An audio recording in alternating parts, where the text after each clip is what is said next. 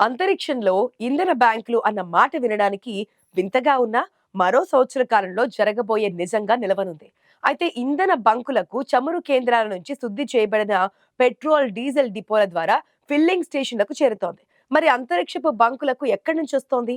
ఇది అందరికీ వచ్చే అనుమానం. భూమి నుంచే రాకెట్లు నడపడానికి ఉపయోగించే ఇంధనం ట్యాంకర్ రాకెట్లను పంపిస్తారు. వాటి నుంచి ఫిల్లింగ్ స్టేషన్లకు నింపుతారు. అంతరిక్షంలో అదే పనిగా భ్రమించే ఉపగ్రహాలకు వాటి ద్వారానే ఇంధనం నింపుతారు. దాంతో ఉపగ్రహ సామర్థ్యం మరింత కాలం పెరుగుతోంది. ఇకపోతే అంతరిక్షంలోకి రాకెట్ ఉపగ్రహ ప్రయోగాల వల్ల భూకక్షలో వ్యర్థాలు నానాటికి పెరిగిపోతున్నాయి. వాటి వల్ల అంతర్జాతీయ అంతరిక్ష కేంద్రం క్రియాశీల ఉపగ్రహాలకు ముప్పు పొంచి ఉంటుంది. ఈ శకలాల నిర్వహణ విషయంలో మనకు నియంత్రణలు, యంత్రాంగాలు అవసరం. నిబంధనలను ఉల్లంఘించిన వారికి జరిమానాలు విధించాలి. దురదృష్టవశాత్తు చేతులు కాలే వరకు ఇవేవి అమల్లోకి రావు. ఇప్పటికే మనం భూమి చుట్టూ ఉన్న ప్రాంతాన్ని కలుషితం చేస్తూనే ఉన్నాం. ప్రస్తుత పరిస్థితుల్లో భూకక్షలోనూ కొత్తగా వ్యర్థాలు పోగుపడకుండా చూసుకోవాలి. ఉపగ్రహాలను నిర్దేశిత కక్షలోకి ప్రవేశపెట్టాక వృధాగా మిగిలిపోయే రాకెట్ భాగాలు అక్కడే ఉండిపోతాయి. తర్వాత అవి పేలిపోతే భారీగా శకలాలు ఉత్పన్నమవుతాయి. పనిచేయని పాత ఉపగ్రహాలకు ఇదే వర్తిస్తోంది. ఇంధనం నిండుకోవడం వల్ల అవి వ్యర్థాలుగా మారిపోతున్నాయి.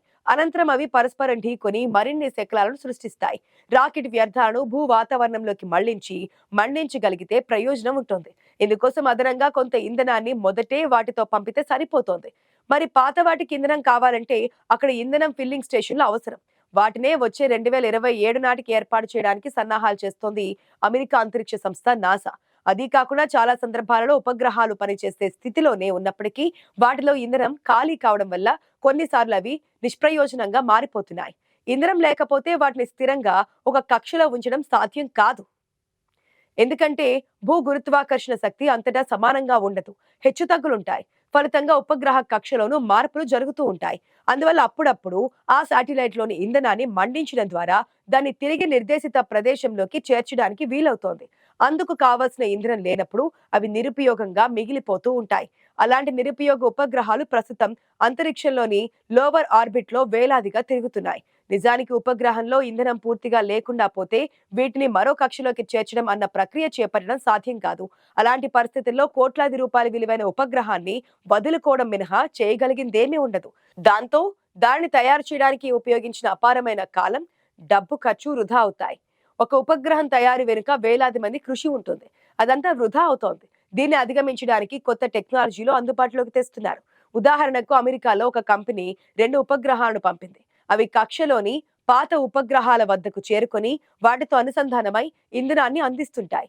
వీటిని మిషన్ ఎక్స్టెన్షన్ వెహికల్స్ అని పిలుస్తూ ఉంటారు. ఇవి పాత ఉపగ్రహంలోకి ఇంధనాన్ని బదిలీ చేయవు. దాని అనుసంధానమై సొంత ఇంజిన్ల సాయంతో స్టేషన్ కీపింగ్ విధులు నిర్వహిస్తూ ఉంటాయి. తద్వారా పాత ఉపగ్రహం మరో 10 ఏళ్ల పాటు సేవలు అందించగలుగుతోంది. వచ్చే దశాబ్దంలో ఇదో పెద్ద వ్యాపారంగా మారబోతోంది. ప్రస్తుతం ప్రపంచ వ్యాప్తంగా ఏటా 1000కి పైగా ఉపగ్రహాలను ప్రయోగిస్తున్నారు. ఇలా బోలెడు ఖర్చు పెట్టి కొత్త ఉపగ్రహాలను నిర్మించడం కన్నా సంబంధిత సంస్థలకు కొంత చెల్లించగలిగితే ఎంఈఈలను పంపితే ఉపగ్రహ ఆయుష్ కనీసం మరో 10 ఏళ్లు పెరుగుతోంది. అంటే వాటికి కావలసిన ఇంధనం నింపడం అన్నమాట. అయితే ఈ ఆలోచన వచ్చే ఏడాదిలోగా నిజం కానుంది. ఒకసారి ఈ ప్రయోగం సక్సెస్ అయితే వందల సంఖ్యలో ఉపగ్రహాలు మళ్లీ వినియోగంలోకి వస్తాయి. శూన్యంలో తిరిగాడే ఏ వస్తువైనా స్వతహాగా చెడిపోయే అవకాశం ఉండదు. కేవలం వాటికి ఇంధనం అందని కారణంగానే వృధాగా తిరుగుతున్నాయి. వాటిని మళ్లీ ఉపయోగంలోకి తేవాలంటే భూమి నుంచి ఇంధనం పంపించడం ఒక్కడే పరిష్కారంగా ఉంటుంది. భవిష్యత్తులో పాత ఉపగ్రహాల వద్దకు వెళ్లి వాటిలోకి నేరుగా ఇంధనాన్ని పంప్ చేసే వ్యోమ నౌకలు వస్తాయి. ఇవి ఆయిల్ ట్యాంకర్లా పనిచేస్తుంటాయి.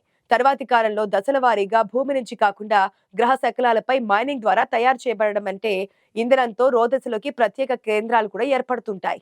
ఈ విధానంలో మొదట గ్రహ శకలాలు ఉత్పత్తి చేసిన ఇంధనాన్ని వ్యోమ నౌకల ద్వారా ఈ కేంద్రాలకు తరలిస్తారు. అక్కడి నుంచి ఎంఈవీల సాయంతో ఉపగ్రహాలకు చేరవేయవచ్చు. ఈ వ్యవస్థ సాకారం అయితే భూమి నుంచి ఇంధనాన్ని తరలించాల్సిన అవసరం కూడా ఉండదు. అంతిమంగా ఇలాంటి ప్రయత్నాల ద్వారా అంతరిక్ష వ్యర్థాలను తగ్గించొచ్చని శాస్త్రవేత్తల ఆలోచన. రోదసీలో సంచరిస్తున్నటువంటి 16 సైకి అనే గ్రహ శకలంపై ఎనలేని ఆసక్తి వ్యక్తమవుతోంది. అందులో ఇనుము, బంగారం, ప్లాటినం, నికెల్ వంటి ఖనిజాలు ఉన్నట్లుగా విశ్లేషణలు వినిపిస్తున్నాయి. ఆ గ్రహ శకలం విలువ 10,000 క్వాడ్రిలియన్లు డాలర్లుండొచ్చని శాస్త్రవేత్తలు అంచనా వేశారు. దాన్ని భద్రంగా భూమి మీదకు తెస్తే భూమి మీదున్న ప్రతి ఒక్కరూ మిలియనీర్గా మారొచ్చని చెబుతున్నారు. దీనిపై పరిశోధకులకు ఒక ఆర్బిటర్ ను నాసా పంపించింది. అయితే సైన్స్ కోణంలో నుంచి చూస్తే 16 సైకి చాలా ఆసక్తికరమైన ఖగోళ వస్తువు. దానిపై అత్యధిక స్థాయిలో సైన్స్ పరిశోధన పత్రాలను వెలువరించడం జరిగింది. అంగారకుడు, గురుడు మధ్య గ్రహశాఖల వలయంలో చిన్న చిన్న గ్రహాలు ధ్వంసమయ్యాయి. వాటిలో 16 సైకి కూడా ఒకటి. భూమి కోర్ భాగంపై మనం నేరుగా పరిశోధనలు చేయలేం. అందుకు చాలా లోతుగా తవ్వకాలు చేపట్టాల్సి ఉంటుంది. దానికన్నా ఎలాంటి ఆచ్ఛాదన లేకుండా వెలుపలికి కనిపిస్తున్న ఒక కోర్ వద్దకు వెళ్లి మనం అధ్యయనం చేయడం ప్రయోజనకరం. 16 సైకి కూడా ఒక గ్రహం అంతర్భాగానికి సంబంధించిన తెరిచి ఉన్న కోర్ లాంటి భాగమే. ఎలాంటి తవ్వకాలు చేపట్టకుండానే దాన్ని అధ్యయనం చేయవచ్చు. దాన్ని పూర్తిగా తెలుసుకుంటే భూమి అంతర్భాగంలో ఏం జరుగుతుందన్నది తేటతెల్లమవుతోంది. ఇప్పుడున్న పరిస్థితుల్లో అంగారకుడి వద్దకు వెళ్లాలంటే నెలల కాలం పడుతోంది. పైగా 2 ఏళ్లకు ఒకసారి మాత్రమే ఈ అవకాశం ఉంటుంది. ఈ ప్రయాణానికి భారీగా ఇంధనం అవసరమవుతోంది. ఆ వ్యోమ నౌకలకు మార్గ మధ్యంలో భూకక్షలో గాని, అంగారకుడి కక్షలో గాని దశల వారీగా ఇంధనాన్ని నింపాల్సి ఉంటుంది.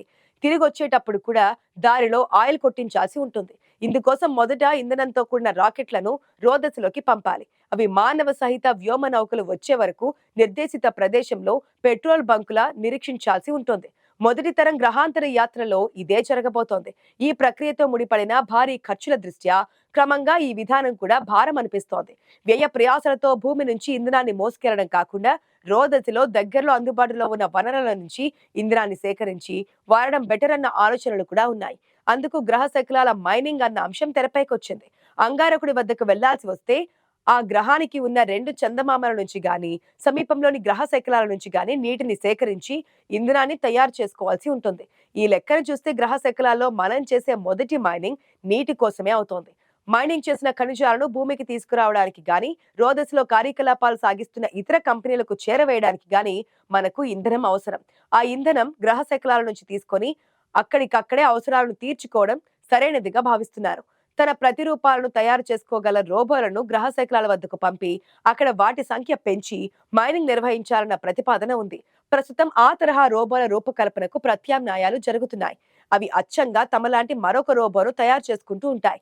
వాటిని గ్రహ శకలాల మైనింగ్ కు ఉపయోగిస్తారా లేదా అన్నది భవిష్యత్ నిర్ణయిస్తుంది. గ్రహ శకలాల మైనింగ్ లో రోబోల పాత్ర చాలా ఎక్కువగా ఉంటుందన్నది మాత్రం నిర్వివాదాంశం.